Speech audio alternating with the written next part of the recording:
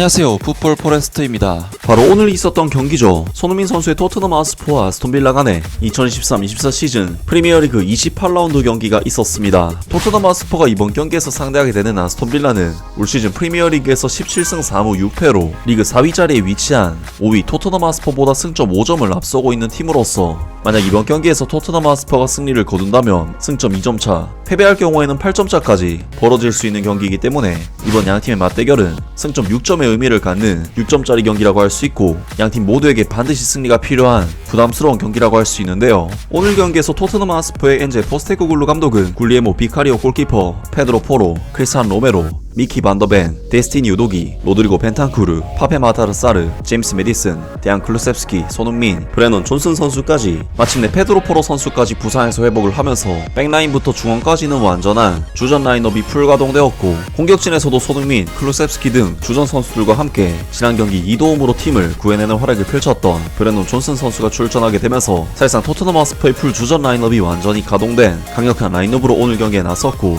손흥민 선수는 지난 경기에 이어 오늘 경기에서도 센터 포워드로서 출전 기회를 부여받았습니다. 그리고 아스톤빌라에서도 올리 와킨스 선수를 필두로 한 핵심 주전급 라인업을 가동시키면서 이번 토트넘과의 중요한 경기에 나섰는데요. 오늘 경기에서 토트넘 하스퍼는 아스톤빌라라는 쉽지 않은 팀을 상대로 경기 초반부터 주도권을 가져가는 예상외의 경기를 펼쳤고 전반전 볼점률 수치가 60%를 넘어가는 토트넘 하스퍼가 기본적으로 볼을 가지고 아스톤빌라를 공략하는 양상의 경기가 펼쳐졌는데요. 하지만 토트넘 하스퍼는 경기 초반부터 이브 비수마 선수가 치명적인 실책을 저지르면서 찬스를 내주는 등 수비 지역에서 불안함이 있었고 미키 반더벤 선수가 수차례 아스톤빌라의 역습을 저지해내는 등 당초 예상과는 달리 오히려 토트넘 하스퍼가 뒷공간의 역습으로 위험을 노출하는 굉장히 힘든 경기를 펼쳤습니다.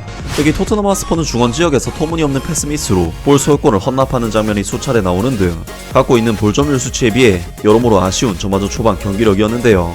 하지만 역시 토트넘 하스퍼의 에이스 손흥민 선수는 답답한 경기 흐름 속에 뭔가 차이를 만들어내는 위협적인 움직임들을 보였는데 손흥민 선수는 전반전 26분 볼을 등지면서 지켜낸 뒤 데안 클루셉스키 선수에게 위협적인 패스를 제공했으나 아쉽게 옵사이드로 무산되고 말았고 30분 시점에는 상대 수비 2명이 압박해오는 볼을 어떻게든 빼내서 살려나오는 움직임을 보이는 등 전형적인 포처의 움직임이 아니라 계속해서 내려와서 경기 전반적으로 상당 부분을 관여하는 공격수이자 플레이메이커로서의 역할을 동시에 수행을 해냈습니다. 하지만 토트넘 하스퍼는 전반전 슈팅 숫자 1개, 요 슈팅은 단 1개도 시도하지 못하는 최악의 경기력과 함께 전반전을 실망스러워 0대0 스코어로 마쳤고 후반전 초반에는 전반전에 팀을 먹여 살리다시피 했던 미키 반더벤 선수가 부상으로 드라구신 선수와 교체되는 등 토트넘에게는 악재가 따랐는데요. 하지만 토트넘 하스퍼는 50분 클루셉스키 선수의 미친 타락박에 이은 파페 마타르 사르 선수의 크로스를 제임스 메디슨 선수가 마무리 지으면서 드디어 리드를 잡았고 3분 뒤인 53분에는 손흥민 선수가 완벽하게 내준 볼을 브레넌 존슨 선수가 마무리를 지으면서 토트넘 하스퍼는 전반전 듀오 슈팅을 단 1개도 때리지 못했지만 순식간에 2골을 퍼부으면서 2대0의 스코어를 만들어냈습니다.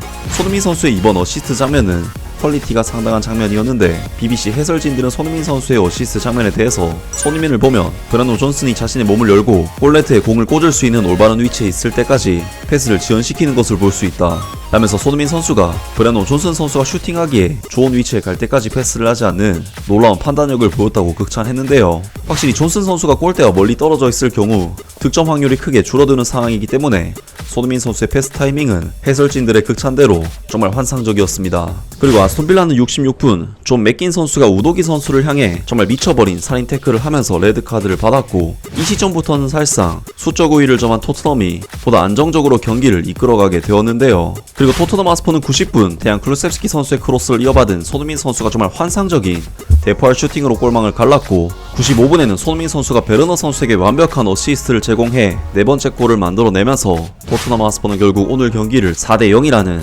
압도적인 스코어로 대승을 거두게 되었습니다. 오늘 경기 승리로 토트넘 하스퍼는 승점 53점을 기록하게 되면서 아스톤빌라보다 한 경기 덜 치르고 2점차 자력으로 4위 진입을 할 수 있는 점수를 만들어냈습니다. 그리고 손흥민 선수는 오늘 경기에서 한 골과 2개 도움으로 정말 최고의 활약을 펼치면서 평점 8점대로 팀 내 최고 평점을 부여받는 그야말로 최고의 경기를 펼쳤습니다. 오늘 경기 토트넘 하스퍼와 아스톤빌라 간의 프리미어리그 경기에 대한 토트넘 하스퍼 현지 팬들의 반응은 어떨까요? 토트넘 하스퍼는 날이 갈수록 최악의 클럽이 되어가고 있다.